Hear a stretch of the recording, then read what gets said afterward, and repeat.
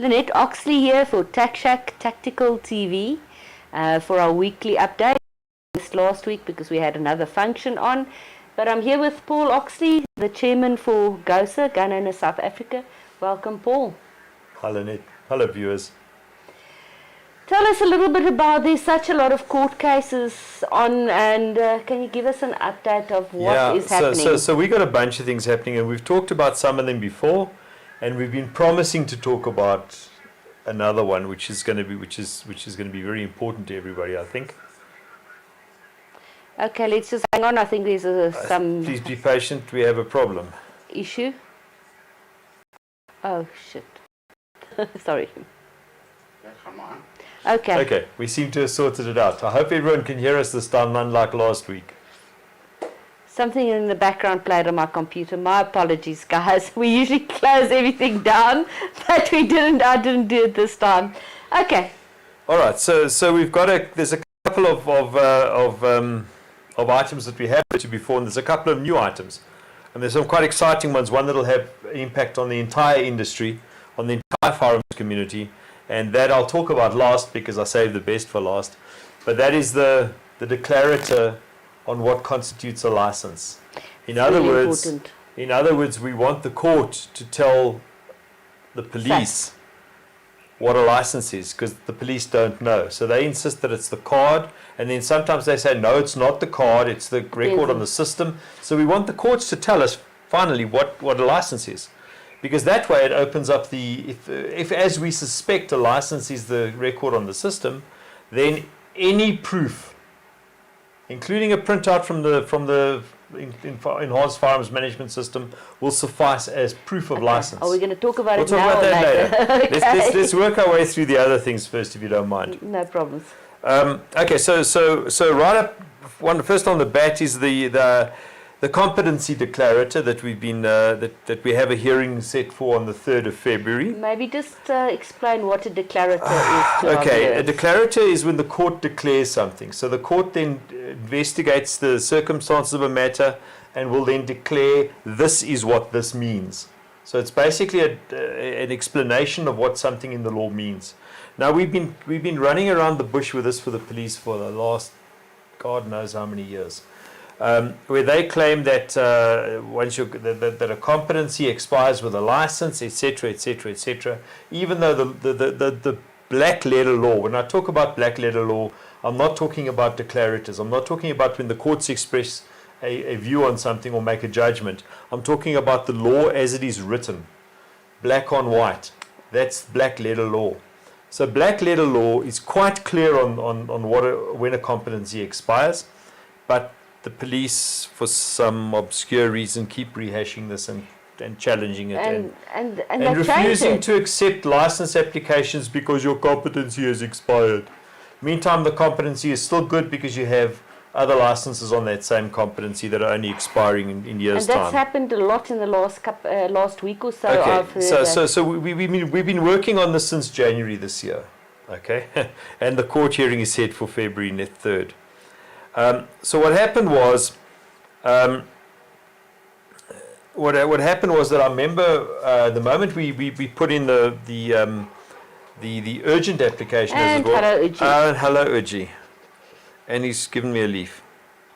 Do you want the leaf back, my boy? There we go. He's eating the leaf. The moment the police we served on the police. The moment we served on the police made speedy work of settling that guy's problem. This is what they do. They do this over and over. We show a problem to them, they fix that problem, and they say, well, you know, now... A lot of settlement happen on the court case, and the plaintiffs, the claimants, our members that approach us for help and that approach the courts, typically they don't want to have a fight. As soon as they get what they want, they say, oh, well, I'm done. I'm out of it now. And then we lose our court case. We have to withdraw, and there's no precedent set, and nobody else gets any advantage out of it. And they do it over and over again. So this particular member, we asked the member. We said to him, look, we know that you've got your relief, but we'd like to carry on with this matter because for other people it's important. And he said, okay, well, you can carry on with the matter. And we had several supporting affidavits and supporting plaintiffs in the background. So we are arguing points 3 and point 4 in our notice of motion. Points 3 is that the first respondent and or the second respondent, which will be the registrar and then the head of the CFR, are ordered to ensure that all competency applications made by any member of the public under Act 60 of 2000 are to be processed within 4 calendar months of the date of submission. Okay, so this is also important because they've been pushing back competencies forever. The lady that I interviewed this morning for my 16 days of action, Yeah. her competency application is sitting on 200 days. 200 days.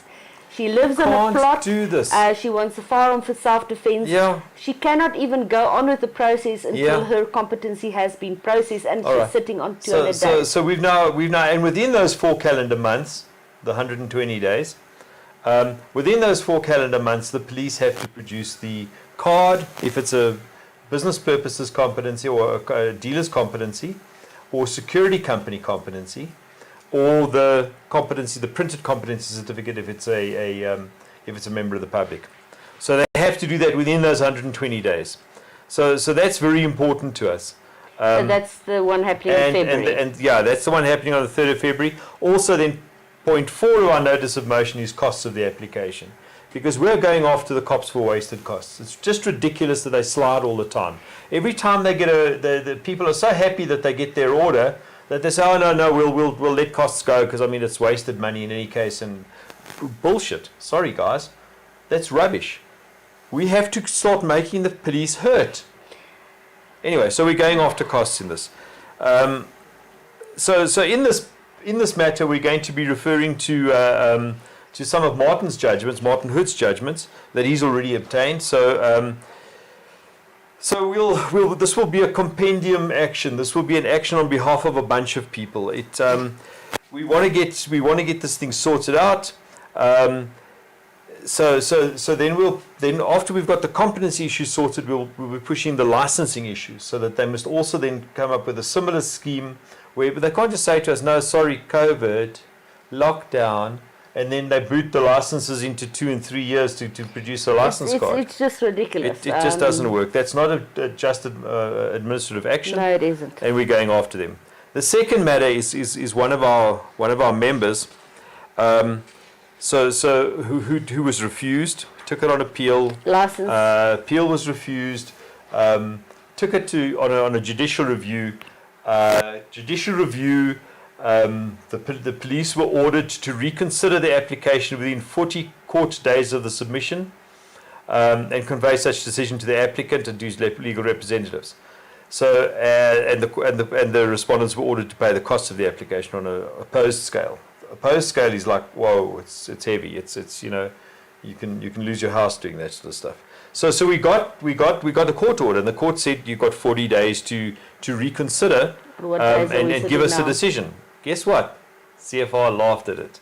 So we're proceeding with a contempt application, and we're asking that the registrar or the officials involved be imprisoned until such time as they've vacated the order, until such time as they've gone after it. And because pursuant to the above, the respondents, alternatively their functionaries, are well aware that they're in contempt of court, well aware of the contents of the order, and have simply chosen to not comply with the order. And accordingly, there is no lawful or justifiable reason for the respondents' failure to comply with the court order. Sorry, Rottweiler's drinking water. Anyway, so we're going after them for that. But the appeal stuff has been ridiculous. Oh, jeez. That has got to go to judicial review. It's a waste of time, court money, etc. On this matter, we expect that when the papers have been served already, we expect that when the registrar sees this, he will speedily process this member's action, and he will speedily issue the license. How long has he been waiting for the license? However, I don't know. However, I can't tell you that right now. However, if the registrar doesn't, just imagine the media spectacle that this is going to cause. Explain. Well, so the applicant is a former high-ranking member of the South African Police Service. Okay. In Didn't know that. In the general officer category. Okay. Then we have another matter, which is almost a carbon copy of this matter, which is another member of ours. The order in that case, in the original judicial review, was we called, as we say, far more beneficial. In other words, it was a more clear-cut order in our favour. Reviewing and setting aside the decision of the first respondent given on the 4th of March 2019, so this is now almost 2 years ago, whereby the first respondent in terms of section 16.2 refused the application's appeal against the National Commissioner of Police's refusal to grant a license. Reviewing and setting aside the decision of the second respondent, which is the appeals board, refusing the application by the applicant to possess a firearm under section reference so-and-so, and the applicant's application to license firearms is hereby granted. So the court granted the license. And I haven't The done court didn't anything. refer it back, as in the first matter that I was referred to, where the court refers it back to the CFR for a decision. In this case, the court granted the license from the bench. They said, so this is so outrageous that we are going to step into the arena and we are going to grant their application from the bench. The court that you must now issue. Now, the moment the judge bangs his gavel on the lectern, that license is granted. So what's happening? Nothing. Oh my goodness me. Okay, so guess what? The cops have just laughed their asses off at it. Again, they wiped their bums on the order. Do you think it's malicious, or do you think of course it's just malicious. Nobody can be this that- ham-fisted by accident. Lynette, look at our own matter last year. Yeah, The court, the North Gauteng High Court granted our dealer's license renewal from the bench. we still suckled for a And long we time. still struggled. We had to take the cops to court again for contempt of court to get them to actually process the dealer's license and issue it to us. And it took another month after the case. And the stress was terrible. It was, Anybody that thinks that this is accidental, really, well, I'm sure they'll be preparing for Father Christmas to come down the chimney soon. It's the stuff of nightmares dealing with the police. Anyway, then we have a foreign national. Now, the police for years and years have been refusing to process Section 21 temporary permits to possess. it was a lot when we started. They used to do it. In fact, the way the law stands, an officer at station level should be able to process a Section 21 permit. They are emergencies. There's urgency involved. If you can show urgency, my gun was stolen. I'm under serious threat. I need another gun. I need the license now. They're supposed to process it at station level within hours.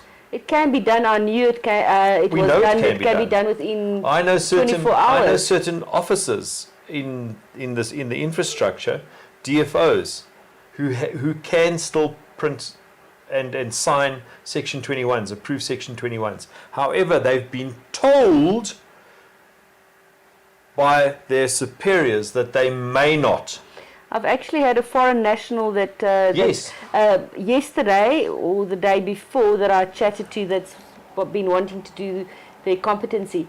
She's currently got, it's an American lady, she's currently got married to a South African citizen. Okay. She's got a work permit and permanent residence. She's waiting for a permanent residence.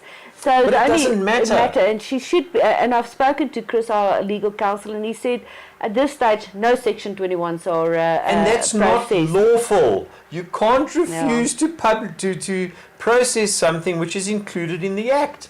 Exactly. You can't. You may not. They just decide this anyway. So the cops have. Yeah. So we have a national, foreign national, who's waiting for his permanent residence to come through, and he's been refused the application. Sorry, this is supposed to be a pink elephant, and Uchi loves his pink elephant. Uchi. No, there we go.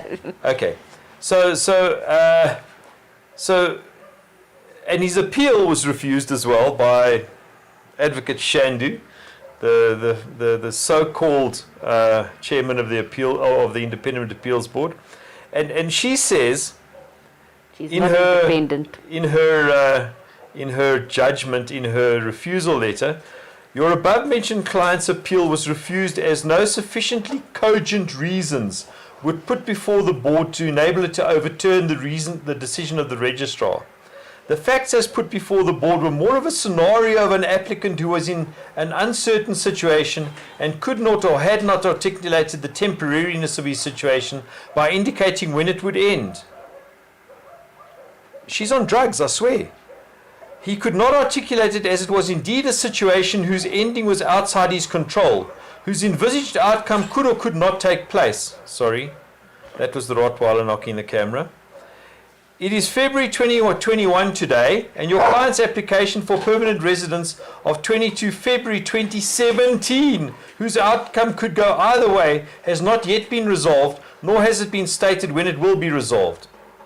How the hell is the client supposed to tell them when this will be resolved? The fact that Home Affairs can't sort out his permanent residence is not his fault. The facts relied upon did not point to a temporary situation, and therefore the temporary nature of the need was not explained what the registrar had found. Sorry, it's the elephant again. It's the pink elephant. It's a little bit Uchi, raggedy. do you want your pink elephant? Yeah, come take it. Come, Uchi. Come take the pink elephant. No, he wants you to throw it. No, he wants me to throw it. Okay. And the water bowl. Okay, sorry about Uchi. All right, so we've taken it on judicial review based entirely on the contents of the Act, on the black letter law. We're not relying on an interpretation. We're not relying on somebody's explanation or thoughts or anything. We're relying on the law as it is written. So we got a date for the court on the 2nd of February. So that's the day before the first one. Now the state attorney comes with all sorts of stories. Oh no, but they want it postponed, please. And they want Postponed? it yeah, they've been screwing this poor guy around since 2017. And specifically with us, at that stage, they will have been screwing him around for 2 years. They want it postponed further because they can't quite make up their minds about what they want to do. So we don't know what's going to happen. We're refusing them. We've said to them, no, I'm sorry, go away. You had plenty of time. They're well out of time for a response. We're just not interested. We said no. Sorry for that. Let's see what the court says on the 2nd of February. Anyway, so now we get to the last one, the juiciest one of the lot. So this is the one that people have been imploring us for months. Please, can you do something about printouts? Just tell the court. Well, just telling the court is not quite as simple as it seems. You have to, it costs money. It costs a huge amount of money. Every one of these, by the way, is a sponsored action. The clients have paid a nominal amount because that's how you get these things to court. Ordinary people, you and I, we don't have the cash to take the state on. So that's why we created GOSA. That's why we created GOSA law, so that we could fight these kind of fights on behalf of more than just one person, one wealthy person. So everybody, our members, our dear members, you have all contributed to this.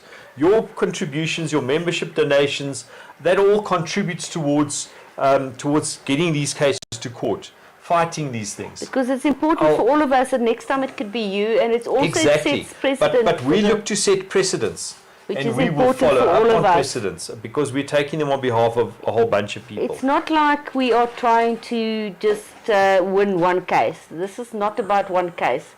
GOSA is about fighting for the rights, for our rights and to own firearms and exactly that. Yeah. Okay, so the next one. So people have been going on at us for a long time about this. We said we're going to get it to court. We're going to get it to court. We're going to get it to court. Well. So this is the declarator. This is getting the court to declare what a license is. So we want the court to tell us what's it. Is it the card, the plastic card, or is it a printout, or is it the recognition on the system that a license has been approved for that person, which is what we believe it is. In which case, any documentary evidence. We'll be fine. A picture of the approval Screen. SMS on your cell phone is proof. Any South African Police Services officer can contact his control room, and they can contact the firearms control, the Central Firearms Register, and they can ascertain whether a person with a certain ID number has got a license for a certain firearm. It's available 24 hours a day, 365 days a year to every police officer. So insisting on it being a plasticated card is nonsense. It's not in the Act. Nowhere in the Act does it state what the license actually is. So we want the court to tell us. When is this happening? So this is actually we're going to get a court date. It will be served next week. Second week of December, gents, ladies, the application's going in. We'll get a court date for this next week. This has cost us a raging fortune to get to court because we don't have a specific applicant. It's very risky what we're doing. But we have to do this. So please support GOSA. Guys, so people say, well, we keep whining on about needing money. We do need money. For example, our little escapade 2-3 weeks ago to get that webinar postponed. Cost us 20,000. Cost us about 20K. But it was important to get that postponed because that thing was a setup. It was a trap. We were walking into a trap. They'd stacked the deck against, for God's sakes, the South African Football Association. Yeah, you could, and we're still waiting. Nothing has happened. Oh yes, they haven't responded to our PIRE request yet. So something is being hidden there. They're hiding something. Obvious. We know what they're hiding too. We know who the people were that were behind this. We need them to admit it. Yeah. So our PIRE request cost us 17,500 rand in legal fees. And guys, could you afford to pay 17,500 rand for a PIRE request? Well, thanks to all of you and all of the donations that we receive, we can do this on behalf of everyone. We're doing, as most of these actions that involve a single person, we're sponsoring the action. They are paying a nominal amount, but it's sometimes they're paying half or whatever, depending on how cross they feel, or what funds they have available to them. But a lot of the stuff that we're doing, this declarative on the licenses, we have no plaintiff. There's nobody that stepped up, that's been able to But all of us as licensed firearm owners. But this will benefit every single one of us. Guys, if there's dealers out there, if you want to go and speak to, can you just explain to your dealer what it will mean to him if a guy can come and collect his firearm that's been in storage for 2 years sometimes, 3 years, 4 years, on a printout? I've got some from 2013 in my site. How beneficial it will be for the dealers to be able to issue those firearms based on printouts. Yeah. It will be a boon to everybody. It will move the whole industry forward. It will give people confidence again in the industry. It will give people confidence that they will get a license, or when they get a license, they don't have to play the national lottery for their license card. On the hope that it'll pop out of the system at some stage. And it should actually save the state some money, not printing cards. Of course it will. Which is money that comes out of our taxpayers' money. Of course, it'll save everybody. It'll make it easier for everybody. I did when I started up or set up the view, our live view today. I set up and I put in the remarks. I've put where they can donate money. Thank you. And bank accounts, or they can go to the website and just do it easily. So if anybody do want to donate, all of the bank details. Please, guys, we want to give you a Christmas present, but you got to give us a Christmas present too. Otherwise, we can't afford to give you a Christmas present. No. We're going to get this done. It's expensive, but what can I say? Anything else from your side, Paul? Guys, that's about it from me. Have a great weekend. That's all I can say. I want to just talk about the 16 days of action. We have now, on what day are we sitting, Hannes? Sorry, Uji. Oh, goodness me. But she's wound himself in behind the So camera on what tripod. day? On day 10. So we've got another 6 videos coming out in the next couple of days. I've been speaking to some awesome ladies, a variety of ladies, from ladies that's in the industry to great sport shooters, international shooters, and a couple of ladies that's come out of a victim situation. So please go and watch those videos and support GOSA Girls on Fire. We're doing some awesome work. We had a really good event at Wildman last week, and we'll have some events That's coming why up. we didn't put the That's thing exactly out. That's the why we function. didn't. I had an awesome introduction to handguns. We will be doing stuff and yes, support that initiative as well. Thank you very much and have a great weekend. Cheers for now. Cheers.